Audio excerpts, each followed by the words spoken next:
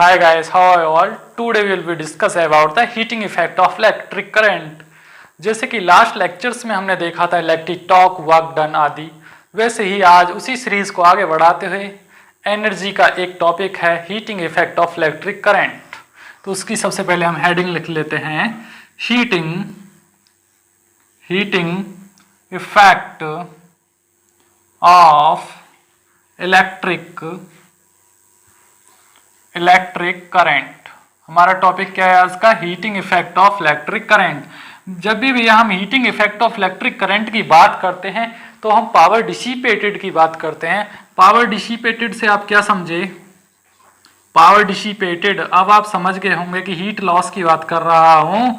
Power dissipated बोले तो heat loss, सीधी से बात है, हीट के द्वारा कुछ ना कुछ लॉस होगा, तो उसी की बात हो रही है पावर डिसिपेटेड की। तो H = I²R T। कभी भी पावर डिसिपेटेड की बात हो या heating effect of electric current की बात हो तो उसे दर्शाया जाता है H से, यानी कि हीटिंग इफेक्ट को किससे दर्शाते हैं हम? H से। H क्या है? एनर्जी का एक सिंबल है। कौन सी? इलेक्ट्रिकल एनर्जी का एक सिंबल है H। H मतलब heating effect of electrical energy या इलेक्ट्रिक करंट, तो उसे दर्शाया जाता है H से। जैसे हम पढ़ते थे E = I²R T, ये वाला फॉर्मूला पढ़ते हैं ना इलेक्ट्रिकल एनर्जी के लिए। हीटिंग वाले में E की बजाय हमने H लिख दिया तो कोई बात नहीं है, सिंबल बदल सकते हैं लेकिन नाम वही है, चीज वही है। सिर्फ सिंबल के बदलने से कोई फॉर्मूला बदल नहीं जाता है, चाहे इसको E लिखिए चाहे H लिखिए। अब हमारा फिलहाल ये पॉइंट नहीं है कि इसमें फॉर्मूला क्या है, फॉर्मूले से कोई फर्क नहीं पड़ता, हमें समझाना है कॉन्सेप्ट। तो अब आते हैं हम कॉन्सेप्ट पे। अब heating effect of electrical current के कॉन्सेप्ट को समझने से पहले हमें छोटे छोटे पॉइंट्स को डिस्कस करना पड़ेगा, तब जाके ये कॉन्सेप्ट हमारे समझ में आएगा। तो अब इसको रफ करते हुए इसको नोट डाउन कर लीजिए आप जो मैंने बताया। तो हम आते हैं अपने पॉइंट पे। सबसे पहला पॉइंट क्या है हमारा? सबसे पहला पॉइंट है हमारा क्या? वाट। मैंने आपको बताया था पावर भी बताया था, एनर्जी भी बताया था। पावर जब भी बोलेंगे, मान लीजिए 1000 वाट हैं, 1000 वाट हैं, तो इनको शॉर्ट में कैसे लिख देते हैं हम? 1 किलो वाट। 1000 वाट को शॉर्टकट में कैसे लिखते हैं? 1 किलो वाट या 1 kW, इस ऐसे लिख देते हैं ना, 1 किलोवाट या 1 kW। 1000 वाट की एक शॉर्टकट यूनिट बना दिए हमने, 1000 वाट बराबर 1 किलोवाट, तो उसको kW भी लिख सकते हैं। अब इसको मैंने बताया था कि 1000 किलोवाट को हम एक यूनिट बोलते हैं, तो क्या पावर की भैया यूनिट बन सकती है? जी नहीं, पावर को कभी यूनिट नहीं बोलते, यूनिट होती है हमेशा एनर्जी की। तो हमारा नेक्स्ट पॉइंट है एनर्जी। तो एनर्जी के फॉर्मूले में क्या आता है? एनर्जी के फॉर्मूले में आता है I²R T।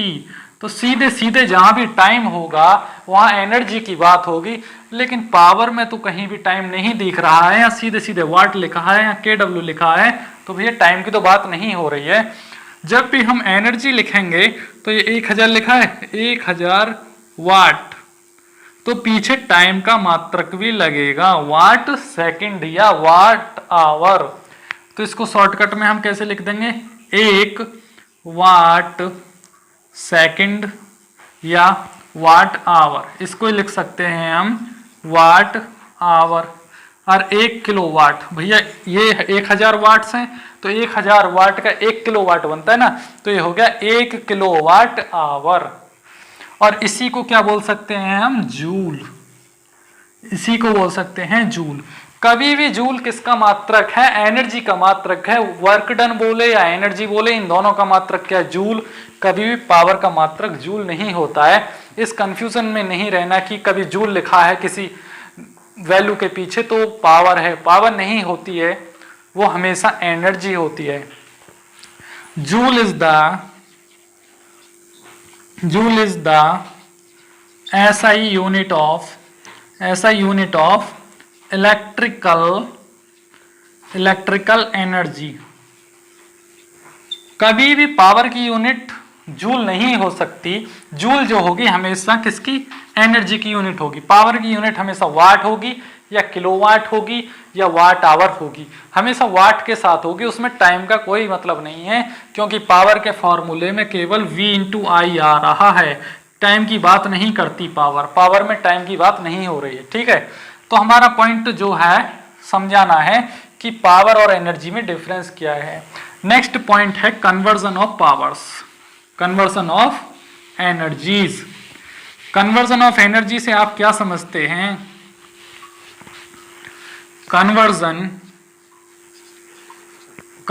ऑफ एनर्जी, भाई बहुत इंपॉर्टेंट पॉइंट है, इसको नोट डाउन करिए और समझिए। कन्वर्जन ऑफ एनर्जी बोले तो जैसे कि हीट एनर्जी को लाइट एनर्जी में कन्वर्ट कर दिए, कैसे करे भैया? हमने बल्ब लगाया इलेक्ट्रिसिटी के साथ बल्ब लगाया, तो जो हीट एनर्जी है वो कहाँ से मिली? इलेक्ट्रिकल एनर्जी से ही तो मिली। पहले हमने उसमें बिजली के तार लगाए, वायर से क्या मिली? Electrical energy. इलेक्ट्रिकल एनर्जी को किस में कन्वर्ट कर दिया हमने? हिल रहा है? इलेक्ट्रिकल एनर्जी को किस में कन्वर्ट कर दिया हमने? लाइट एनर्जी में। तो कन्वर्जन ही क्या कहलाता है? Conversion of energies. तो कन्वर्जन ऑफ एनर्जी किसको फॉलो करती है? लॉ ऑफ कंजर्वेशन को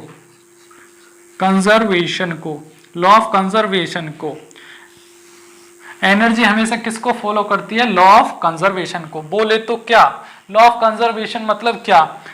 तीन चीज लॉ ऑफ कंजर्वेशन को फॉलो करती है। पहला एनर्जी, दूसरा चार्ज और तीसरा electricity.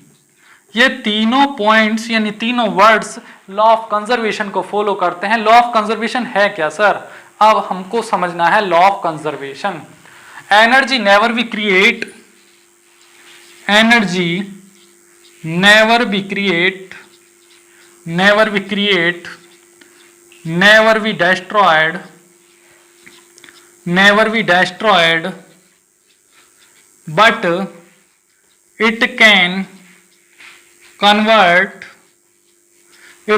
convert into other forms of energies। भैया एनर्जी को ना तो कभी बनाया जा सकता है ना ही कभी खत्म किया जा सकता है, लेकिन उसको एक फॉर्म से दूसरी फॉर्म में कन्वर्ट किया जा सकता है। यही कहता है लॉ ऑफ कंजर्वेशन। संरक्षण की बात करता है, ना तो ये पैदा होती है ना ही कभी खत्म होती है। जो श्री कृष्ण ने एक उपदेश बोला था, आत्मा अमर है, ना कभी वो मरती है ना ही कभी जीवित होती है, पैदा होती है, तो वही उपदेश यहाँ फॉलो होता है law of conservation of energy पे। अब मैं इसका एक एग्जांपल देके बताऊं। आपने क्या खाया? खाने में पहले से ही एनर्जी डिपॉजिट थी, उस खाने को आपने खाया, आपकी बॉडी में एनर्जी कन्वर्ट होके आ गई, तो एनर्जी का ही तो कन्वर्जन हुआ, कुछ नई बात तो नहीं हुई। ठीक है जी। अब आपने कार्य किया, उस खाने को खा के आपने कार्य किया तो आपकी एनर्जी बाहर आई, उस वर्क में एनर्जी यूज हुई। तो एनर्जी को एक पॉइंट से दूसरे पॉइंट पे कन्वर्ट किया जा सकता है। वैसे ही इलेक्ट्रिकल एनर्जी को हीट एनर्जी में, हीट एनर्जी को लाइट एनर्जी में, भैया लाइट एनर्जी में। वैसे ही कोयला जलाते हैं, कोयला क्या है? कॉइल। कौन सी एनर्जी है वो? Heat energy. हीट एनर्जी का कन्वर्जन किसमें चेंज हो रहा है? थर्मल एनर्जी में। थर्मल एनर्जी से इलेक्ट्रिकल एनर्जी मिल रही है। तो यही है कन्वर्जन ऑफ एनर्जी। दूसरा पॉइंट है चार्ज। चार्ज हमेशा रहता है। जैसे मैं इस डस्टर को अपने हाथ पे रब करूं तो क्या होगी? ऊष्मा यानी गर्मी पैदा होगी। वो गर्मी ही क्या है? Conversion of charges. मतलब इस पे से इस पे आया, इस पे से इस पे गया। चार्जेस का ट्रांसफर ही क्या कहलाता है? Electricity.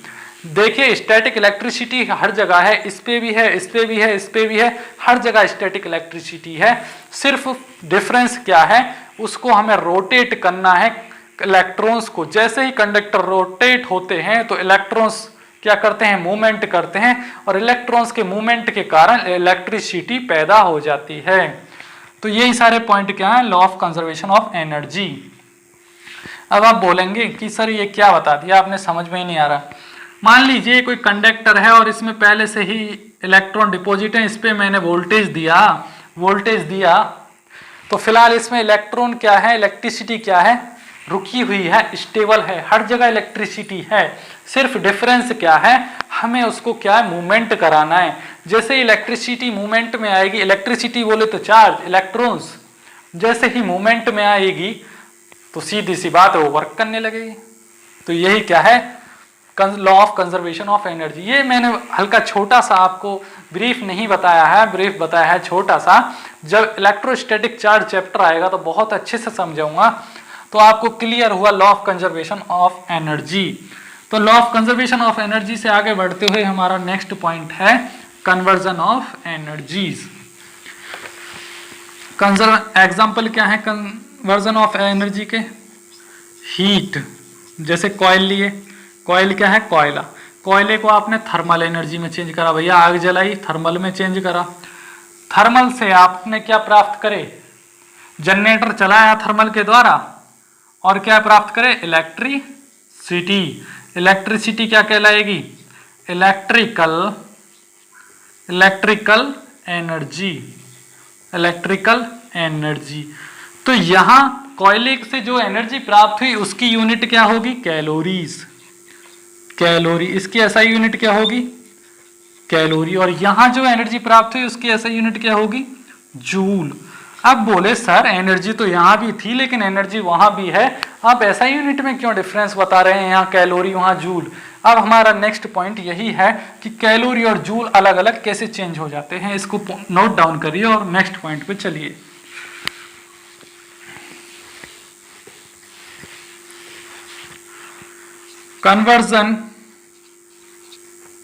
conversion of energy into one form to another form। Example के लिए आप क्या ले लेंगे, वाटर। अभी फिलहाल के लिए जब भी हम कभी पदार्थों की, पानी की या किसी भी पदार्थ के गर्म होने की बात करते हैं, जैसे ही हीट होती है तो कोई भी चीज गर्म होती है तो बात आती है कैलोरी में, हीट एनर्जी। या जब भी थर्मल एनर्जी की बात होगी, मानो थर्मल एनर्जी, तो एनर्जी की यूनिट क्या आएगी, कैलोरी। और जब भी इलेक्ट्रिकल एनर्जी की बात होगी तो एनर्जी की ऐसा यूनिट क्या आएगी, जूल। तो यही अब लिख लीजिए, थर्मल एनर्जी, थर्मल एनर्जी के लिए ऐसा यूनिट क्या आएगी, कैलोरी। थर्मल एनर्जी के पीछे ऐसा यूनिट क्या लगेगी भैया, ऐसा यूनिट कैलोरी। और इलेक्ट्रिकल एनर्जी के लिए, इलेक्ट्रिकल एनर्जी के लिए ऐसा यूनिट क्या लगती है, जूल। होती एक ही है, चाहे एनर्जी आप थर्मल एनर्जी बोलें, चाहे इलेक्ट्रिकल एनर्जी बोलें, चाहे पोटेंशियल एनर्जी बोलें, चाहे काइनेटिक एनर्जी बोलें, एनर्जी समान है। Energy never be create, never be destroyed, whenever it can convert into other forms of energy. एक फॉर्म से दूसरी फॉर्म में कन्वर्ट किया जा सकता है। अब जैसे जैसे कन्वर्जन हो रहा है वैसे ही ऐसा यूनिट में भी तो थोड़ा नाम बदलना पड़ेगा, ठीक है जी।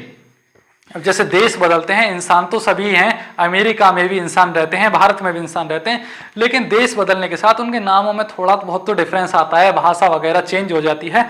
वैसे ही एनर्जी तो सभी हैं लेकिन इनकी ऐसा यूनिट हल्की फुल्की हो जाती है अलग, लेकिन मतलब एक ही है। चाहे जूल बोल लो चाहे कैलोरी बोलो, चीज़ एक ही है, सिर्फ बोलने का तरीका है, ठीक है। तो इसके एग्जाम्पल ले लीजिए, हॉट वाटर। हॉट वाटर की जो एनर्जी है, हॉट वाटर की जो ऊष्मा है, गर्मी है, उसको कैलोरी में लिखा जाएगा। मटेरियल्स, मटेरियल्स, फूड, जितनी भी गर्म चीज हैं उनकी, जैसे पानी गर्म कर लिए तो पानी गर्म करने की जो एनर्जी है, ऊष्मा है, उसको किस में लिखा जाएगा, कैलोरी में। कभी भी पानी को ऐसे नहीं बोलोगे 26 जूल्स, हमेशा पानी को बोला जाएगा 26 कैलोरीज। अब आपको बताते हैं, जो 1 ml पानी है, यानी कि 1 लीटर पानी, 1 लीटर में कितना पानी होता है, 1000 ml। अब मैं चम्मच से 1 ml पानी पीऊं तो मैं कितनी कैलोरी पी गया, 1 कैलोरी। अगर मैं 1 लीटर पानी पीऊं गिलास से, 1 लीटर की बात कर रहा हूं, 1 लीटर, तो 1 लीटर का मतलब होता है 1000 ml। तो 1000 ml का बराबर मतलब होता है 1000 कैलोरीज पी लिया मैंने। किसी भी लिक्विड के अंदर ml के बराबर मापा गया है कैलोरीज को, ठीक है जी। 1 ml बराबर 1 कैलोरी, 1 ml बराबर 1 कैलोरी। 1000 ml बराबर कितनी कैलोरी, 1000 ml बराबर 1000 कैलोरीज। तो अब इससे हमें ये समझ में आया कि हम जो खाना खाते हैं हमें एनर्जी किस फॉर्म में प्राप्त होती है, कैलोरीज की फॉर्म में प्राप्त होती है। तभी बोलते हैं हमें इतनी कैलोरीज का खाना खाना चाहिए, हमें इतनी कैलोरीज का खाना खाना चाहिए। ठीक है जी, कैलोरी की फॉर्म में हमें एनर्जी प्राप्त होती है। जब भी इलेक्ट्रिकल सर्किट की बात होती है तो इसको उससे किस फॉर्म में एनर्जी प्राप्त होती है, उसे जूल्स की फॉर्म में एनर्जी प्राप्त होती है। तो चाहे बिजली की बात करो, चाहे इलेक्ट्रिकल सर्किट की बात करो, चाहे अपने खाने की बात करो, खाना तो सभी खाते हैं, चाहे डीजल इंजन हो, चाहे मैं हूं इंसान हो, चाहे इलेक्ट्रिकल सर्किट हो, खाना सब खाते हैं। इलेक्ट्रिकल सर्किट इलेक्ट्रिसिटी की फॉर्म में खाना खाएगा, इंसान फूड की फॉर्म में खाना खाएगा, डीजल इंजन जो है डीजल या पेट्रोल की फॉर्म में खाना खाएगा। भाई खाना तो सभी को चाहिए, खाना खाएंगे तो कार्य करेंगे। अब जो खाना ही नहीं दोगे किसी सर्किट को तो कार्य कैसे करेगा। तो उस इलेक्ट्रिकल सर्किट का जो खाना है वो एनर्जी है, और एनर्जी कहाँ से प्राप्त होती है, V इंटू आई इंटू टी, टाइम के अनुसार वोल्टेज और करंट का मल्टीप्लिकेशन कर दो, साथ में 1 घंटे टाइम ले लो, वही एनर्जी है उसकी। ठीक है भैया, तो इतना समझ में आया। एनर्जी में इलेक्ट्रिकल एनर्जी की ऐसे यूनिट आती है जूल, और थर्मल एनर्जी की जो ऐसा यूनिट आती है कैलोरी, और ये मैंने एग्जाम्पल की तरीके से बताया। अब हमारा नेक्स्ट पॉइंट है, नेक्स्ट पॉइंट क्या है, यहां से नेक्स्ट पॉइंट है ये समझने का है। एक कैलोरी बराबर 4.186 जूल्स। एक कैलोरी में कितने जूल होते हैं भैया, 4.186 जूल्स। और इसी को अप्रॉक्स में कितना लिख देते हैं, 4.2 यानी 4.2 जूल्स। अब एग्जाम में हमें 4.2 लिखेंगे तो भी आंसर आ जाएगा, और 4.186 लिखेंगे तो भी आंसर आ जाएगा। ये बहुत ज़्यादा पूछा जाता है 1 वर्ड क्वेश्चन में, ऑब्जेक्टिव टाइप में। 1 कैलोरी बराबर कितने जूल्स, तो 4.186 या 4.2 दिया हुआ होगा। अब यहाँ कभी ऐसे नहीं है 4.2 कैलोरीज ही लिख के देख दे तो गलत हो जाएगा। हमेशा भैया कैलोरी को जूल्स में कन्वर्ट किया जाता है और जूल्स को कैलोरी में कन्वर्ट किया जाता है, तो यहाँ जूल्स लिख के आएगा। ठीक है जी। नेक्स्ट पॉइंट है हमारा कन्वर्जन ऑफ इलेक्ट्रिकल एनर्जी और थर्मल एनर्जी। भाई कन्वर्जन ऑफ इलेक्ट्रिकल एनर्जी और थर्मल एनर्जी कैसे, अब कैलोरी और जूल में भी तो कंपैरिजन करना है। कैलोरी तो सिर्फ मटेरियल्स की है, थर्मल मटेरियल्स की, जबकि जूल्स तो इलेक्ट्रिकल एनर्जी है ना। तो हम इसमें कैसे कैलकुलेट कर सकते हैं, हम कैलोरीज को जूल्स में कन्वर्ट करके तब इलेक्ट्रिकल फिजिक्स की कैलकुलेशन आसानी से कर सकते हैं। कभी कैलोरीज में थोड़ी करेंगे, कैलोरीज तो बायो का शब्द हुआ ना। ठीक है, तो कैलोरी को जूल में कन्वर्ट करने के लिए 1 कैलोरी बराबर 4.2 वैल्यू दी है हमें। तो अब हम कन्वर्ट करके दिखाते हैं कैसे कन्वर्ट करते हैं। 1 किलोवाट बराबर 1000 वाट्स बराबर कितने किलोवाट, 1000 वाट बराबर 1 किलोवाट। 1 किलोवाट जिसको शॉर्टकट में लिख दिया जाता है क्या, आवर की बात कर रहे हैं, 1 किलोवाट आवर। 1 किलोवाट आवर जिसको शॉर्टकट में लिख दें K1 kWh। भैया एनर्जी की बात हो रही है, 1 यूनिट ऑफ एनर्जी, और इसी को बोलते हैं 1 यूनिट। 1 यूनिट बोले तो 1 घंटे में 1 यूनिट 1000 वाट अगर खर्च करता है कोई इलेक्ट्रिसिटी, यानी 1 घंटे के अंदर 1000 वाट कोई खर्च करता है तो उसको 1 यूनिट बोलते हैं। अगर कोई 1 मिनट के अंदर ही 1000 वाट खर्च कर ले रहा है तो उसको भी 1 यूनिट बोलेंगे। भैया 1000 वाट खर्च करना है, चाहे उसे आप 10 दिन में करिए, 1 दिन में करिए, चाहे 1 मिनट में बोलिए, आपकी 1 यूनिट हो जाएगी। जरूरी नहीं है घंटे की ही बात हो, सेकंडों की भी बात होती है। भाई तुम्हें 1000 वाट खर्च करना है, तुम्हारी 1 यूनिट पूरी हो जाएगी। ठीक है जी। तो अब इसको क्या है, इसको हम जूल्स भी तो बोलते हैं, जूल्स। एनर्जी कैसे यूनिट क्या होती है, जूल्स। एनर्जी की ऐसा यूनिट क्या होती है, जूल, या किलोवाट आवर, या यूनिट बोल सकते हो। अब इन जूल्स को कैलोरीज की फॉर्म में कन्वर्ट करें और कैलोरी को जूल्स की फॉर्म में कैसे कन्वर्ट करें। अब ये किस में, जूल्स में। तो इसको अब सेकंड में कन्वर्ट कर लीजिए, 1000 गुणे 3600। 1 घंटे में कितने सेकंड होते हैं, 3600। 1 मिनट में 60 सेकंड, तो 60 मिनट में 3600 सेकंड। तो ये क्या हो गया, वाट सेकंड, वाट सेकंड। और वाट सेकंड से यहाँ कैलकुलेट करने के बाद आया 36 गुणे 10⁵ जूल्स। जूल्स, अब ये जूल्स बन गए। ठीक है जी। भाई कभी भी आवर में कैलकुलेट नहीं करेंगे, उसको सेकंड में कन्वर्ट कर लेते हैं। जब भी मैथमेटिकल कैलकुलेशन हो, चाहे फिजिक्स की कैलकुलेशन हो, कभी भी घंटे में, कभी भी मीटर में थोड़ी होता है, उसे सेंटीमीटर में चेंज करने के बाद कैलकुलेशन करते हैं। ठीक है, तो इसको कर लिए। अब इसको हमें कन्वर्ट किस में करना है? कन्वर्ट किस में करना है? Convert into calories.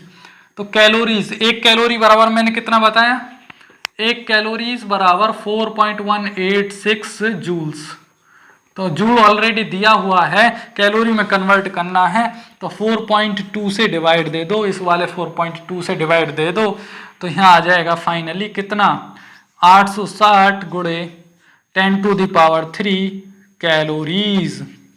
कैलोरीज। और फिर आ जाएगा यहाँ से 860 किलो कैलोरीज। 860 kilo calories. तो 1 किलोवाट आवर बराबर कितने किलो कैलोरीज? 860 kilo calories. तो इतना सारा कैलकुलेशन होने के बाद हमें क्या पता चला, इसको मैं थोड़ा रफ करता हूं, ये समझने का है, आप समझिए, बार बार देखिए, आपको भी समझ में आएगा। हमें इतना पता चला कि 1 किलोवाट आवर को क्या बोलते हैं हम? एक unit.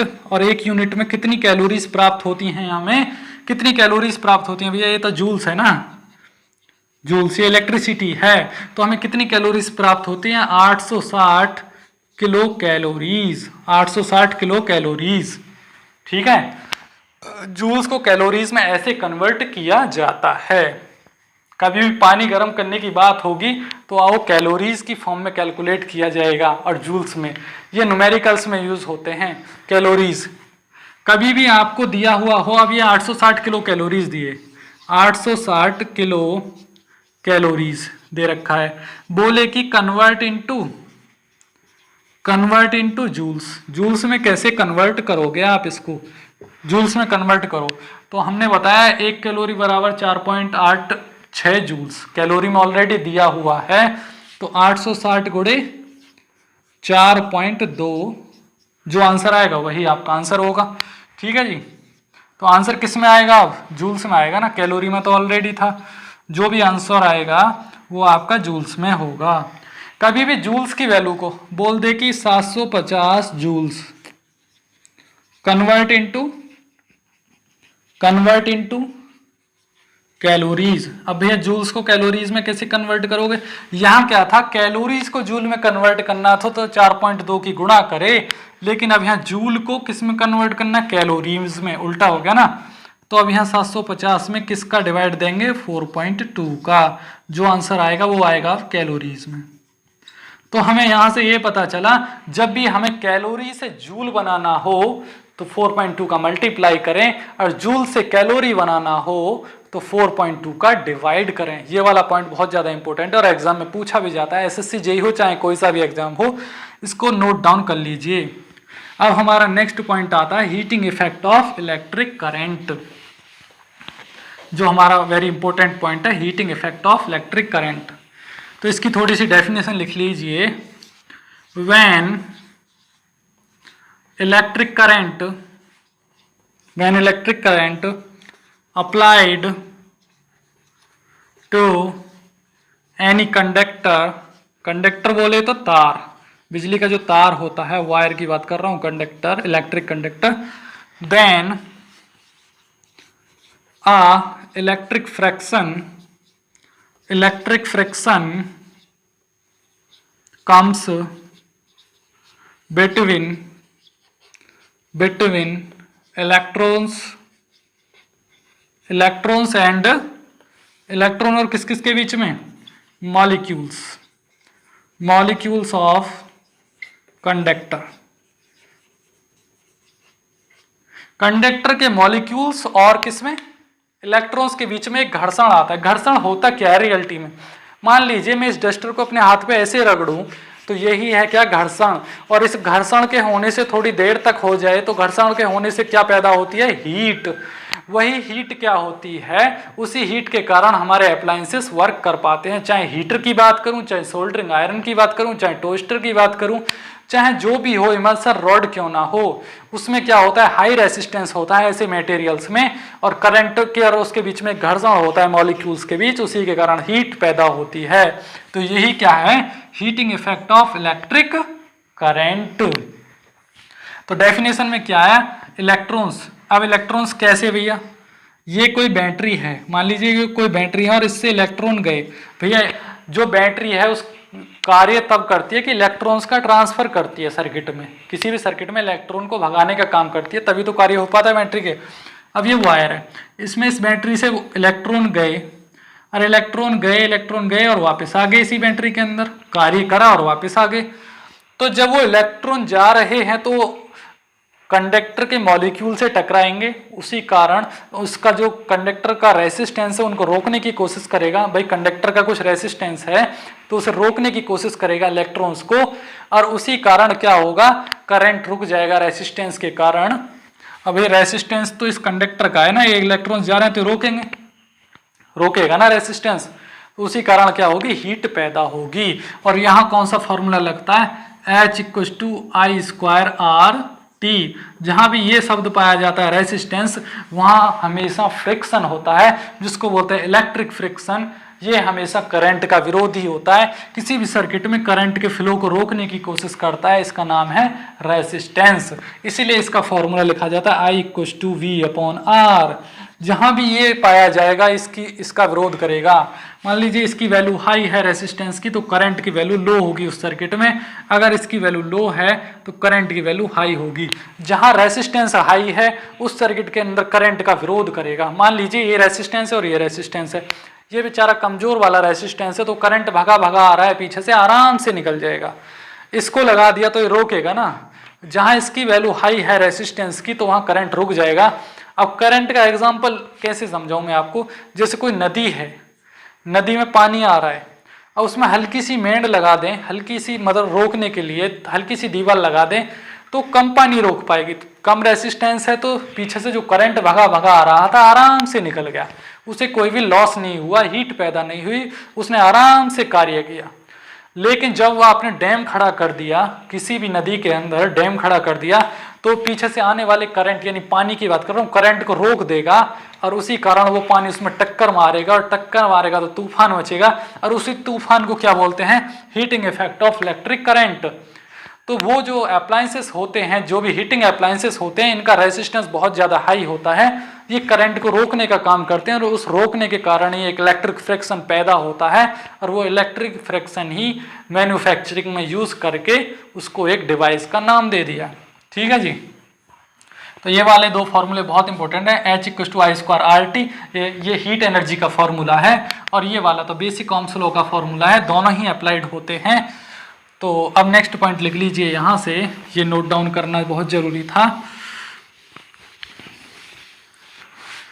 In all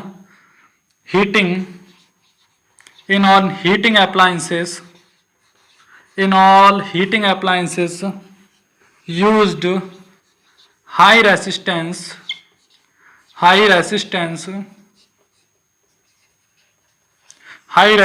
materials and high melting point। अब ये मेल्टिंग पॉइंट भी आपको बताएंगे। रेसिस्टेंस तो आपको बता दिया कि जितने भी हीटिंग एलिमेंट होते हैं उनका रेसिस्टेंस बहुत ज्यादा होता है, इसीलिए वो करंट को रोक पाते हैं। करंट का विरोधी कौन है किसी भी सर्किट में, रेसिस्टेंस, और रेसिस्टेंस का विरोधी कौन है, करंट। एक दूसरे के कट्टर विरोधी हैं, इसलिए इनको आमने सामने नहीं लिखा ओम्स ने, इसलिए ओम्स ने लिखा I=V/R।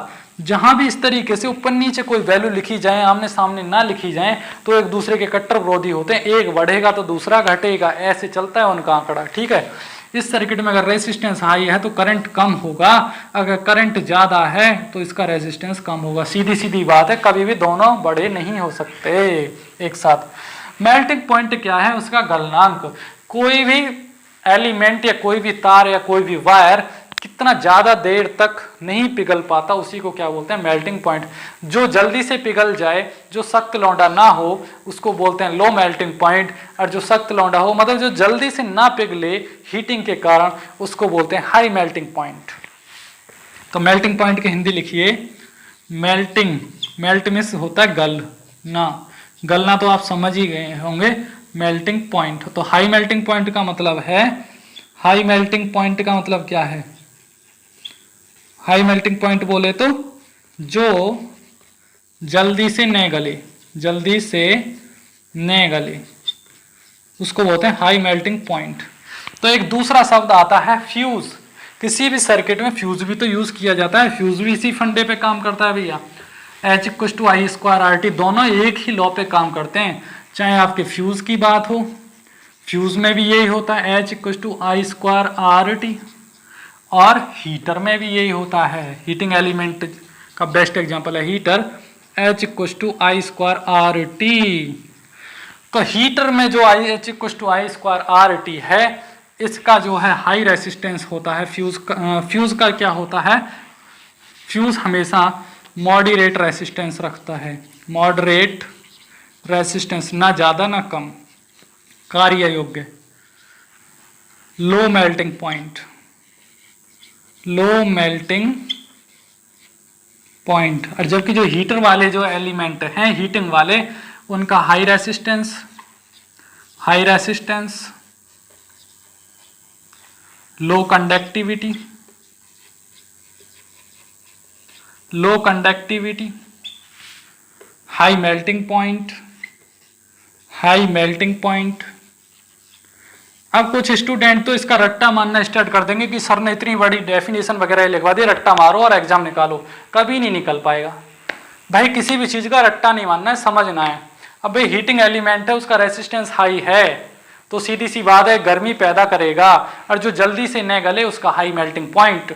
तो भाई हीटर का अगर प्रतिरोध जल्दी से गल जाएगा तो क्या वो कभी हीटिंग दे पाएगा, आपका पानी गर्म कर पाएगा, आपका खाना बना पाएगा? जो हीट होते हुए न गले तो उसका हाई मेल्टिंग पॉइंट होगा। और ऐसे क्या होते हैं हीटिंग एलिमेंट, हीटर हुआ, टोस्टर हुआ, इमर्शन रॉड हुए, चाहे सोल्डरिंग आयरन की बात कर लो, जो टाँके लगाने वाली मशीन होती है सोल्डरिंग आयरन, उसमें भी यही फंडा है। जो जल्दी से ना गले उसका क्या होगा, high melting point, high resistance. तो रेसिस्टेंस तो सीधी सी बात है होगा ही होगा। साथ में लो कंडक्टिविटी, कंडक्टिविटी किसका अपोजिट है, रेसिस्टिविटी का।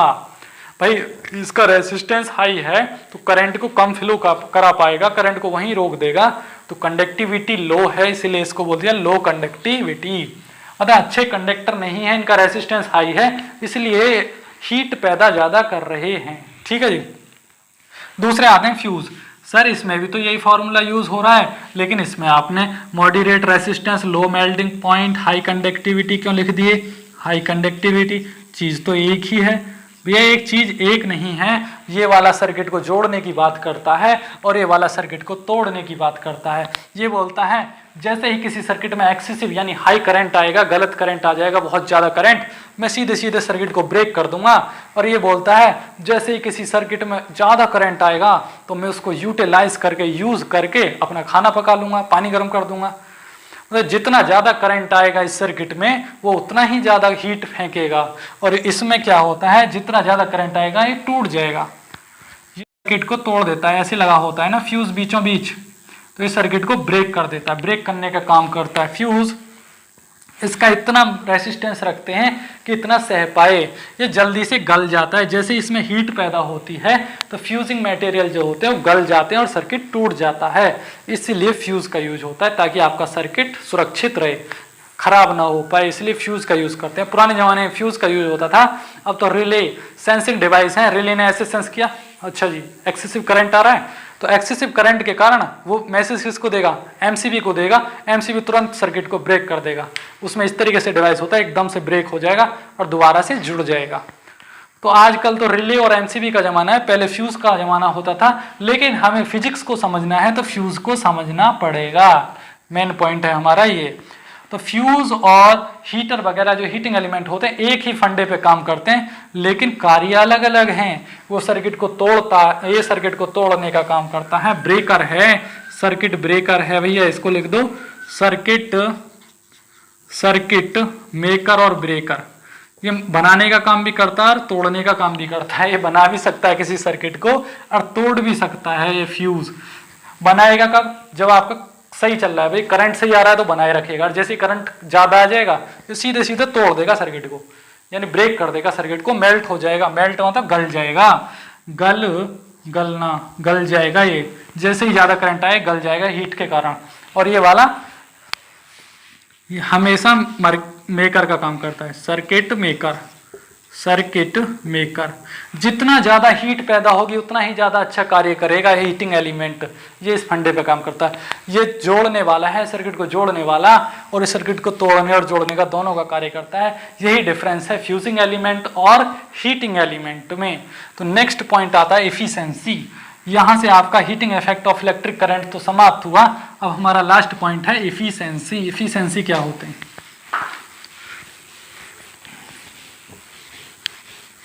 एफिशिएंसी से आप क्या समझते हैं? EFFICIENCY efficiency.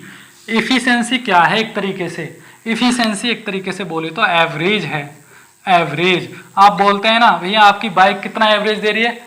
70 किलोमीटर प्रति लीटर का एवरेज दे रही है जी, या 60 किलोमीटर प्रति लीटर का, यानी 1 लीटर में 70 किलोमीटर जा रही है। यही है एफिशिएंसी ऑफ दैट बाइक। तो इलेक्ट्रिकल सर्किट की एवरेज को, यानी एवरेज को एफिशिएंसी की फॉर्म में लिखा जाता है। तो एफिशिएंसी क्या होती है? आउटपुट अपॉन इनपुट बोले तो क्या?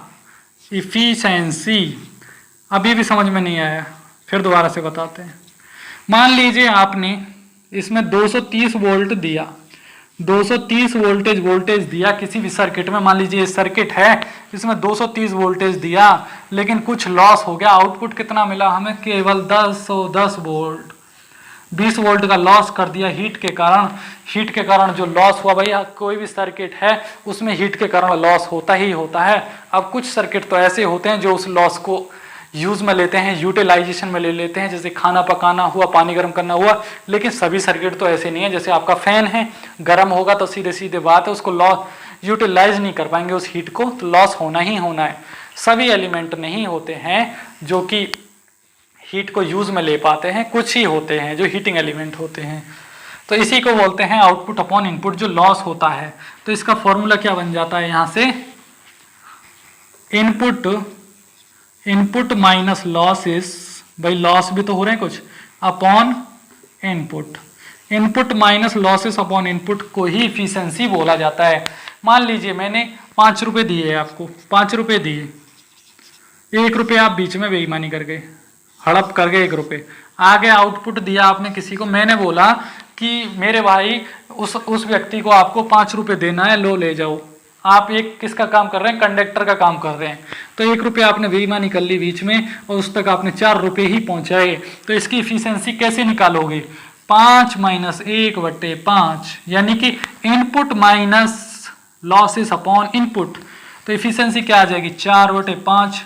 तो जब 5 का भाग 4 में देंगे तो क्या आएगा? 0 लगा के 5 8 जा 40, यानी इफिशिएंसी कितनी आ गई यहाँ से? 80%। मतलब 80% इफिशिएंट काम तो आपने अच्छा किया, लेकिन 20% की आप बेईमानी कर गए। यही है क्या? इफिशिएंसी। जिस सर्किट में लॉस होता है, इनपुट माइनस लॉसेस लिख के अपॉन इनपुट लिख दो तो इफिशिएंसी निकल के आ जाती है। तो इफिशिएंसी मैंने बहुत अच्छे से समझा दिया किसी भी सर्किट की।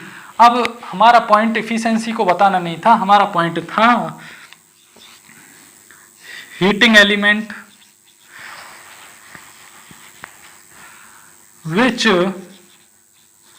which appliances